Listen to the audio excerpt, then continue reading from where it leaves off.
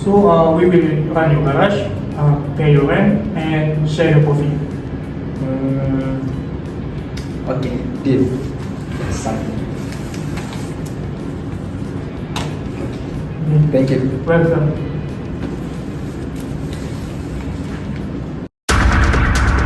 Your mechanical base do not have a license, and your building is half empty. We are losing. And you have not paid the last 3 months rent. We are suing you. So are we? The High Court ruled Koperasi Felda owed Image Parking about RM 106,000. Both sides appealed.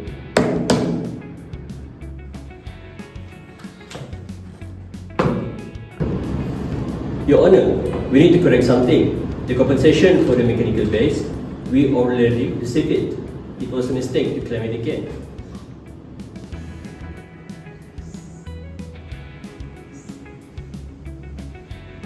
Because of the admission, the appeal was overturned. Image Parking now owed Koperasi Felda RM 189,446 ringgit. The case was closed.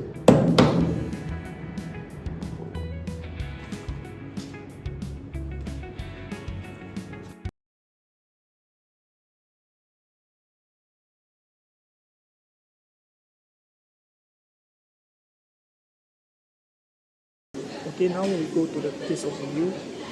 Koperasi Felda owned a commercial car park. Image Parking operated it from 2015 until September 2019. After the handover, a financial dispute arose with them. Image Parking sued, claiming losses from the operational issues. Koperasi Felda countered suit for unpaid rentals and fees. The Court of Appeal gave a final decision. The court ruled fully in favor of Koperasi Felda, and Image Parking was ordered to pay 189,446.46 ringgit and 37 cents. Okay, now we go to the factors and cause of the issues.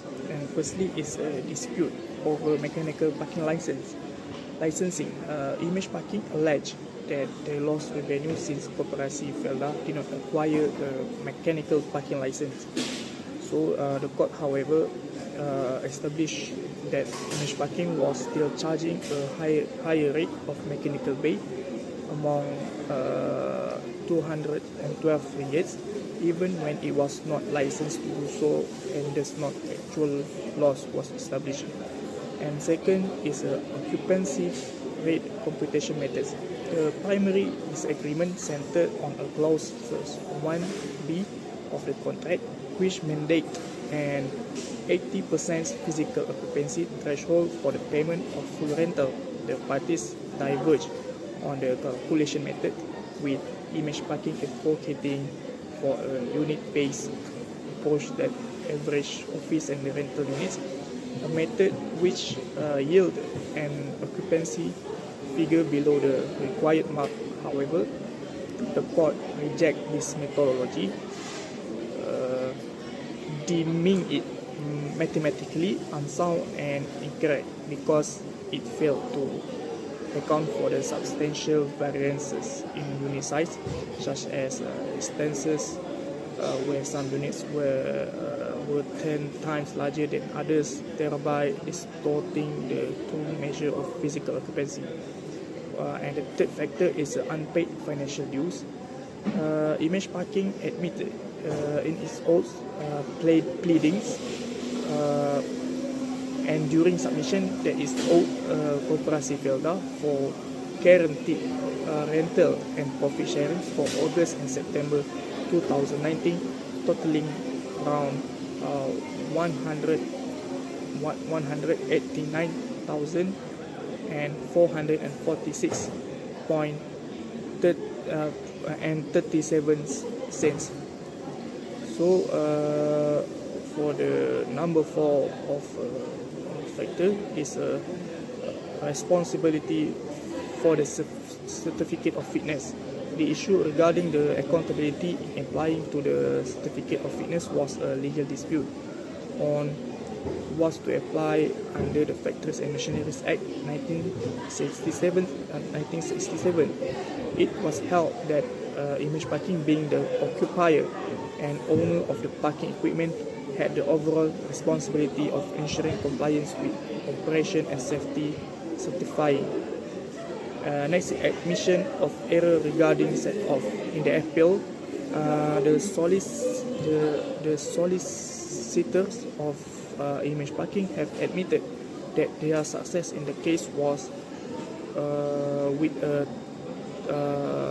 306,240 ringgit award that was made by the higher court.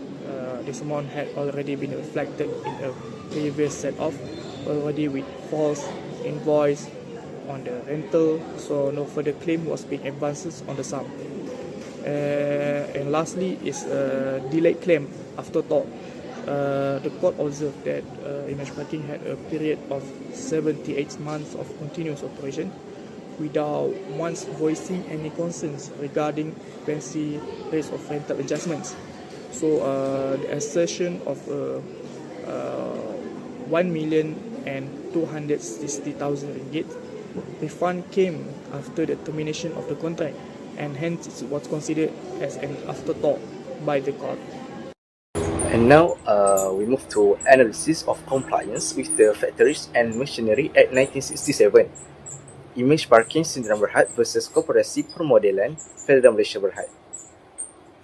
This case concerns the cooperation of a mechanical parking system and whether the parties involved comply with the requirements of the Factories and Machinery Act 1967, particularly in relation to statutory responsibility and certification.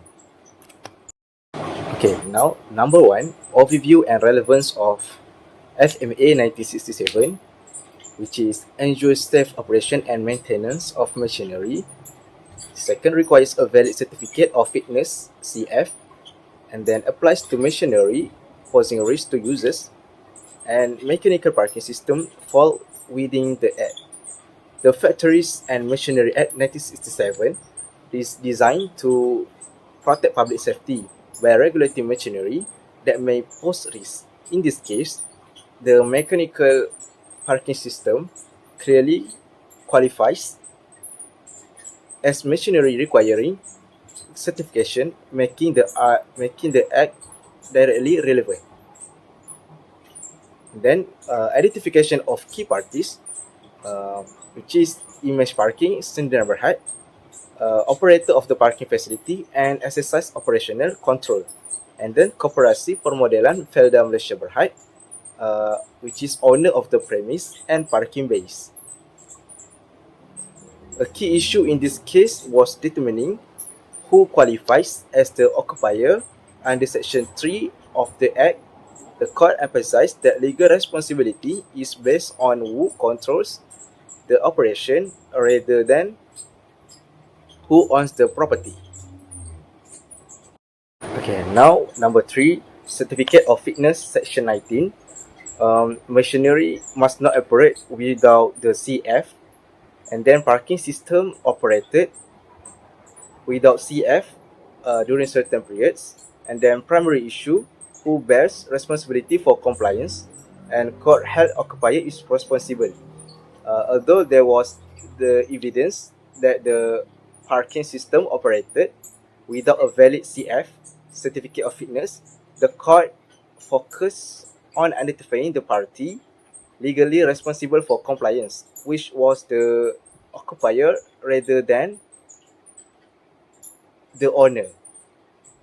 And then number 4, occupies duties, Section 21 and 50. Section 21, duty to ensure machinery safety and maintenance. Section 50, bracket 1, occupier primarily liable for contraventions, and then image parking employs staff and manage daily operation, and then confirm as occupier under the Act.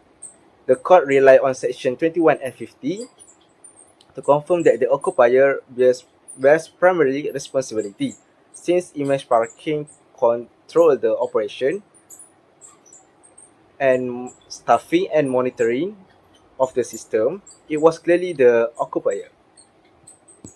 And the last one is owner's role and overall assessment, which is owner not automatically liable under FMA 1967.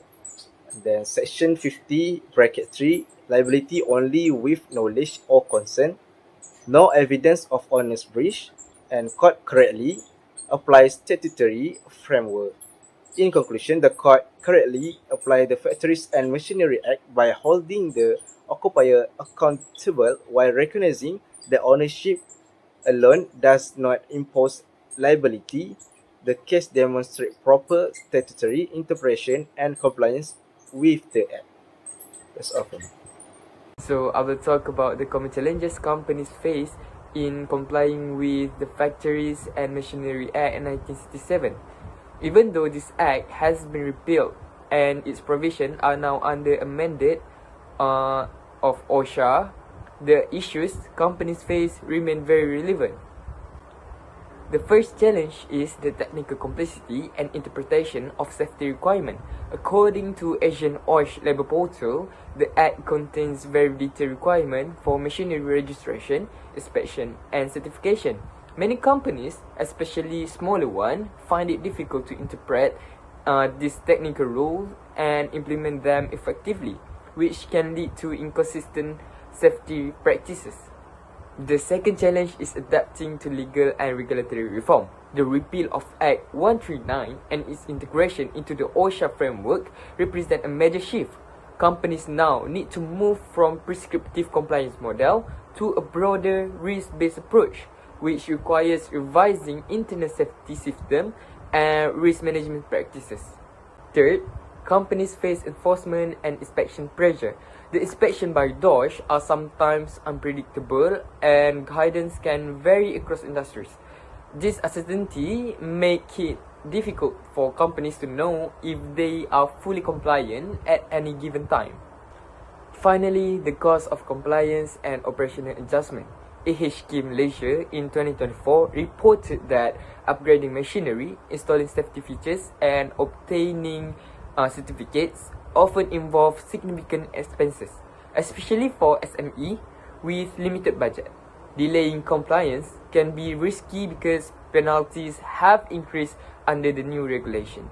For recommendations and strategies on overcoming these challenges, Malaysia has moved from the Factories and Machinery Act 1967 to the Occupational Safety and Health Act 2022. This change means that companies must now adopt a more systematic and risk-based approach to workplace safety. Machinery safety laws are also quite technical, which is why they require proper management and clear responsibility. To strengthen legal compliance, several key measures are important. Firstly, companies must have a clear governance structure. Responsibility for machinery safety should be clearly assigned to a Safety and Health Officer or SHO and a safety committee. These parties must ensure that all machinery is properly registered, inspected and certified and that these requirements are kept up to date. Secondly, organizations need proper systems and procedures. This includes using written documents such as Standard Operating Procedure (SOP), compliance checklists, and internal safety audits. Compliance should be part of daily operations and not something that is only focused on when inspections take place. Third, training and capacity building are essential. Companies should provide regular safety training for both management and workers.